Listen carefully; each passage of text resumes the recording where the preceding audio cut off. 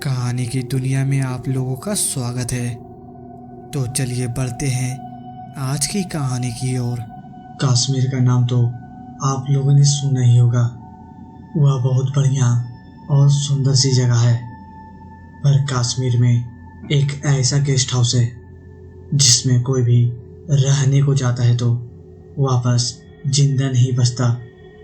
और इसी बात से अनजान तीन दोस्त राहुल, नितिन और मुकेश अपनी छुट्टियां मनाने कश्मीर गए।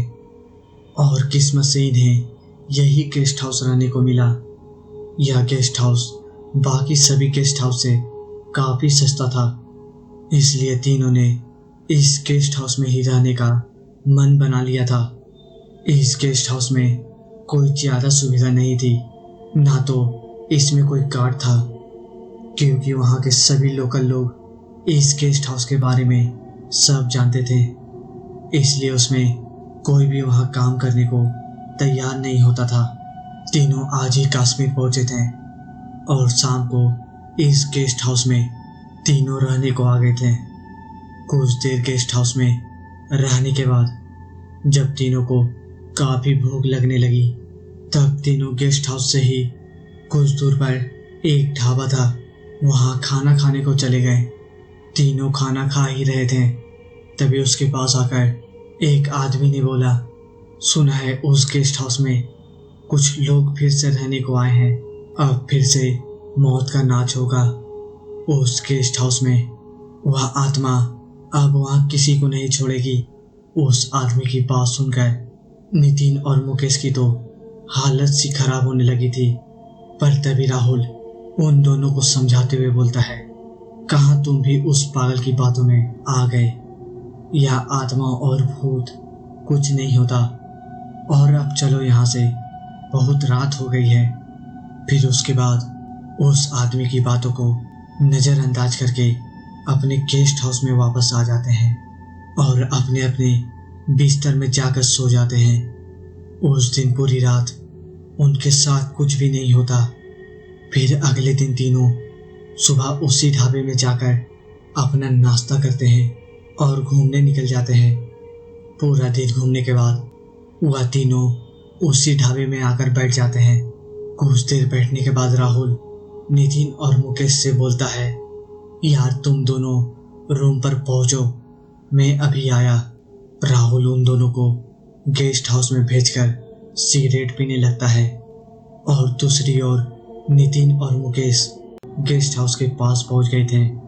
तभी नितिन मुकेश से बोलता है, रुक रुक यार, चल आज इस सेव के पेड़ से थोड़े से सेव तोड़ते हैं। नितिन की बात सुनकर मुकेश भी हाँ बोल देता है। सेव का पेड़ इनके ही गेस्ट हाउस के बंगले में लगा था।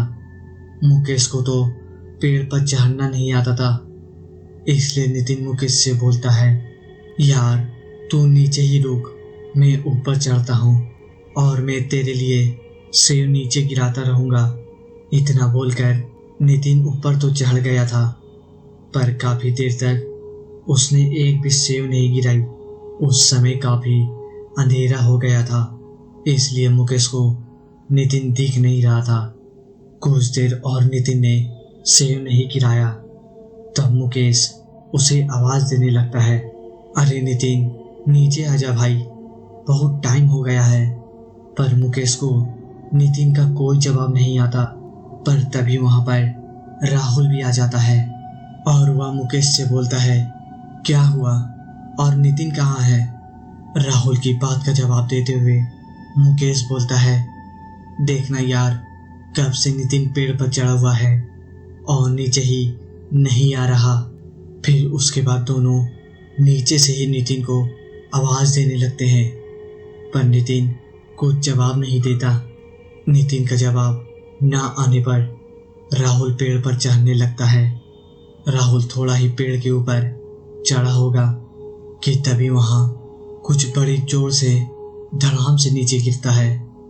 और जैसे ही दोनों उस चीज़ की तरफ देखते हैं तो उनके होश ही उड़ जाते हैं, क्योंकि वह देखते हैं कि वह और कोई नहीं बल्कि नितिन ही था।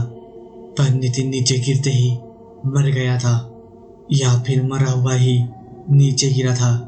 नितिन को देखकर ऐसा लग रहा था जैसे उसके शरीर में खून की एक बूंद भी ना हो। उसका पूरा शरीर सूखा हुआ था। नितिन के मौत के पूरे 2 दिन बाद राहुल और मुकेश अपने गेस्ट हाउस के बाहर बड़े ही दुख मन के साथ बैठे थे। तभी उनके पास एक बाबा आकर बोलते हैं, मरोगे तुम दोनों भी, मरोगे। जैसे तुम्हारा दोस्त मरा है वैसे ही वह तुम दोनों को भी मार देगी। इतना बोलकर वह बाबा आगे चले जाते हैं। मुकेश उनकी बात सुनकर डरने लगता, पर तभी मुकेश को ऐसे डरता देख राहुल बोलता है, अबे तू भी कहाँ इस पागल बाबा की बात में आ रहा है, या तो कुछ भी बोलते रहते हैं। राहुल भले ही बाबा की बात ना माना हो, पर मुकेश को बाबा की बात पर पूरा विश्वास हो गया था और मुकेश राहुल को बिना बताए उसी ओर जाने लगता है जिस ओर वही बाबा गए थे। और इधर दूसरी ओर राहुल को जब मुकेश कहीं नहीं दिखता तो वह इधर उधर मुकेश को ढूंढने लगता है। राहुल मुकेश को ढूंढते ढूंढते उसी सेव के पेड़ के पास आ जाता है जहां नितिन की मौत हुई थी, और वह देखता है मुकेश उसी सेव के पेड़ के नीचे बैठा था। तभी राहुल ने सोचा उसे नितिन की याद आ रही होगी, इसीलिए वह यहाँ पर आकर बैठा है। फिर उसके बाद राहुल मुकेश के पास जाकर बोलता है, क्या हुआ मुकेश, नितिन की याद आ रही है? चल यार थोड़ा कहीं घूम कर आते हैं, तेरा भी मन लग जाएगा। राहुल के इतना बोलने के बाद मुकेश भी राहुल की बात मान जाता है और वह दोनों थोड़ा घूमने के लिए निकल जाते हैं। दोनों गेस्ट हाउस से अभी थोड़ी ही आगे गए थे कि तभी उनके पीछे से मुकेश आ जाता है। मुकेश राहुल के साथ उसके ही जैसे दिखने वाले आदमी को देखकर बोलता है, अरे ये कौन है? राहुल के साथ मेरे जैसा कहीं वही तो नहीं जिसके बारे में बाबा ने अभी बताया? अगर वही है तो मुझे किसी तरह यह ताबीज राहुल को देने होंगे जो अभी बाबा ने मुझे बना कर दिया है। मुकेश धीरे धीरे और छुपते छुपते राहुल के पास आने लगता है। मुकेश इसलिए छिपते हुए जा रहा था क्योंकि अगर वह मुकेश को देख लेती तो वह उसी वक्त राहुल को मार देती। किसी तरह मुकेश राहुल के पास छिपते छिपते पहुंच जाता है और मुकेश राहुल को हल्की सी आवाज देकर एक ताबीज राहुल के पास फेंक देता है और राहुल उस ताबीज को तुरंत पकड़ लेता है। राहुल के ताबीज पकड़ते ही वह जो अभी मुकेश के रूप में राहुल के साथ था वह तुरंत गायब हो जाता है। फिर उसके बाद मुकेश राहुल के पास जाकर पूरी बात बताता है कि वह कैसे बाबा के पास गया और कैसे बाबा ने उसे बताया कि उस गेस्ट हाउस में एक लड़की की आत्मा रहती है और कोई भी उस गेस्ट हाउस में रहने जाता है और वह आत्मा उसे नहीं छोड़ती।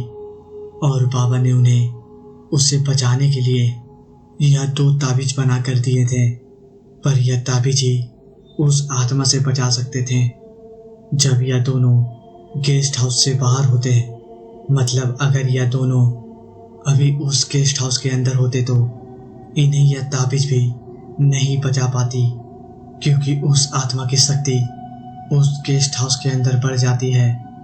कश्मीर में यह गेस्ट हाउस अभी भी है और यह गेस्ट हाउस वहाँ का सबसे सस्ता गेस्ट हाउस है। अगर आप कभी दिल करे तो रहने आ जाना इस गेस्ट हाउस में। तो अगर दोस्तों आपको यह वीडियो अच्छी लगी तो प्लीज़ लाइक एंड शेयर करें।